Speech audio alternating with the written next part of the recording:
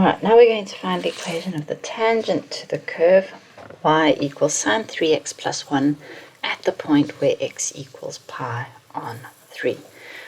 The process is exactly the same as it was when we were finding equations to tangents of polynomial functions, except we're now just using sine and cosine functions. So that means that we need a point, so an x and a y coordinate, and we need a gradient of our tangent.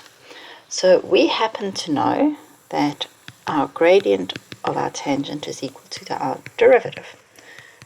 So we know that gradient of tangent is equal to f dashed of x, and we always write that, okay?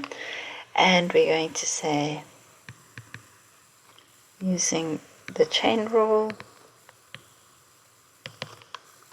y dashed is going to be, now derivative of sine is cos, so it becomes cos of 3x multiplied by 3, so it will be 3 cos of 3x.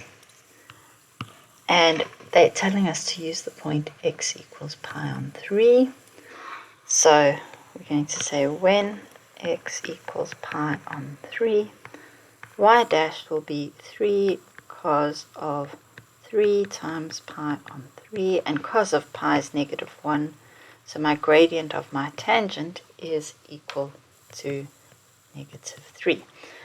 Now I also need a point, okay, so when x equals pi on 3, I know that y is equal to sine of 3 times pi on 3 plus 1, and sine of pi is 0, so y is equal to 1. That means that my point is going to be pi on 3 and 1.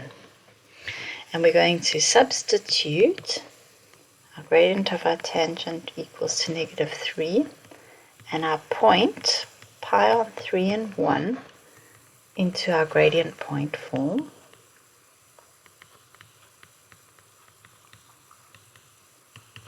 Which is y take y1 equals mx take x1, and we have y take 1 is negative 3 x take pi on 3, so we have y equals negative 3x plus pi plus